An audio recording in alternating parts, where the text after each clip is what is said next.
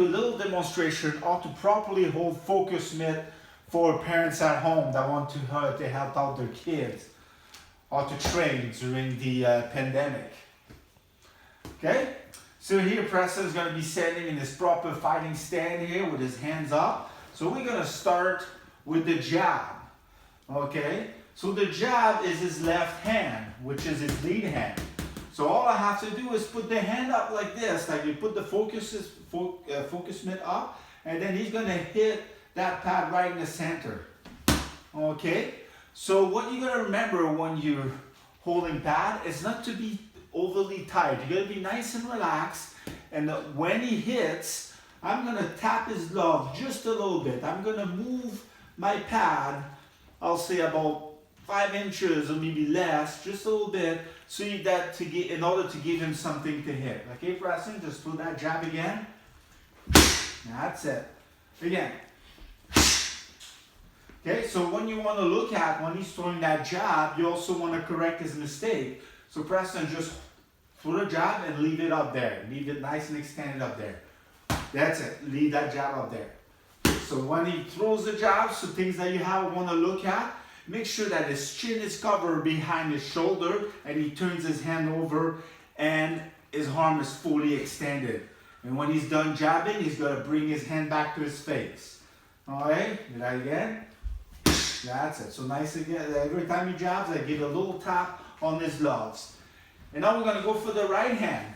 Okay, so when he throws the right hand that we call the cross, okay, you're going to hold your right hand up. So you roll your hand, so you roll your left hand for his left hand. You roll the right hand, so he's going to throw that right hand. Okay, so once he throws the right hand, I'm going to be doing the same thing. Throws the right hand, I'm going to give a little tap on his gloves just to give him something to hit. Okay, one thing that I see lots of guys doing that mistakes, so through that left hand, they go and move their hand too far, right? So if you go and tap that hand too far, you meet him halfway. This is not good because he's not going to get to have the full extension of his punches. Okay, so throw a nice cross, Preston. That's it. So you see, I give a little tap to his gloves every time. I'm not all tight. That's it, cross. So next time you're going to do a cross, so you got to make sure that he's doing that punch properly. So throw a cross, Preston. Leave it there, that's it. So when you're going to make sure he doesn't go off balance like he just did. Okay, so he's got his eyes on the target. He moves his hip, turn his foot, chin behind the shoulder again. And then once he's done punching, he's got to bring his hand back to his face. Okay, now he's going to do a 1-2. So when he throws a jab cross, it's almost like he's crossing his punches, right? Through a jab cross. So the jab, so he's going to hit the left with the left, the right with the right. And on both punches, I'm going to give a little bit of a tap. Okay? Jab cross. See? So punches are again, jab cross. Give a little tap. So another common mistake is guys when they hold for straight punches, they hold their pads that wide. So look what happens if Preston tries to throw those, okay, you see, he's off balance, right? He's totally off balance, it's way too wide. Nobody has a head that big, okay? So make sure you have those pads nice and close to each other. That's almost less than 6 inches from each other. And when he hits them, once again, nice little tap. You can see nice and long punches. Good. Okay, so you gotta make sure when he throws those straight punches that your athlete brings his hand back or her hand back to her face. Okay, now the hook. Okay, so the lead hook, so it's a left hook, right? So if you want him to throw a left hook, you're gonna bring your left hand up. So you're gonna bring your left hand right here. Okay, so you bring your left hand right here. Okay, you hold your focus mitt sideways. That's to throw a hook. So he's gonna throw a nice lead hook. And that's the same thing, right? So when he throws that hook, I give it a little tap. So nice and relaxed. When he throws that hook, I give it a little tap on that hook so that gave him something to hit. Right, come on, Preston. Good. So when you want to make sure on that hook, or you want to correct, so you got to make sure that he brings his elbow up. Okay, and then he turns his hip and his foot at the same time. You want to see a nice rotation, right? And he's gonna turn. Okay, turn and he's gonna bring his elbow up, turn his foot, turn his hip, keep his eyes on the target, and once again, that chin's gonna be behind his shoulder. All right, pressing a couple times. Good, again. Now he's gonna do the right hook. So when he throws the right hook, I bring that right hand up, right? Good, again. So you see here, so throw a right hook and leave your hand there. Leave it there, so you see here, nice turn, you turn, his elbow went up, and his chin is behind his shoulder. That's it. Okay, and now the most important punch, the one that I love the most, is the uppercut. Okay, best punch ever. Can you press them? Okay, so the uppercut, so there's two things. You don't want to be too low. So, okay, so first of all, you gotta hold your pads, okay, towards the ground. But then you don't want it to be too low because it's gonna be hard to throw an uppercut here, right? And you don't want it to be too high. He's not gonna have anything to hit. So what I do is I bring the pad about at his eye level. So now he's gonna dip a nice uppercut under here. And I'm gonna give it, once again, a nice little tap. Nice little tap. So that's the same thing. If I bring my left up, he's gonna throw with the left. If I bring my right up, he's gonna throw with the right. Okay? Nice little tap on his hand. And that's it. That's once again. And that's it. Okay. Now that's how we build. So now I'll show you we build combos from there. And also at this level, once, okay, he should know, he should react to everything I show him.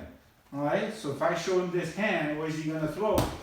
He's gonna throw a jab, okay, without even saying anything. If I show him this hand, he's gonna throw a cross, without even showing him anything. If I show him this hand, there he goes, gonna throw a hook.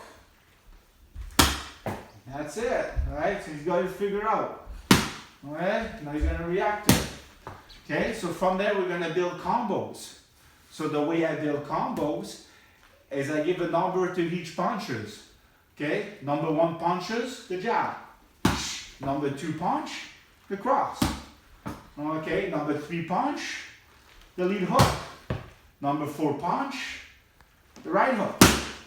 Okay, number 5 punch, the lead uppercut, which is can call the left uppercut. And the number 6 punch, there you go, the right uppercut, right? So you're gonna go 1-2, which is jab cross. Okay? 1-2-1, jab cross jab. That's it. Okay, 1-2-3. What's 1-2-3? Jab cross hook. Bring your elbow up on that one. Okay? 1-2-3-4, jab cross hook hook. That's it, mix it up. 1-2-3-4-5. What do you think that's gonna be? 1-2-3-4-5. Think about it. 1-2-3-4-5. So what he did, 1-2-3-4-5 was jab cross hook hook uppercut. Okay, now we're gonna go 1-2-3-4-5-6. That's it. Now he did all these punches in one combo. Then you can mix it up. So let's go for a 2-3. What would be a 2-3? What's the 2?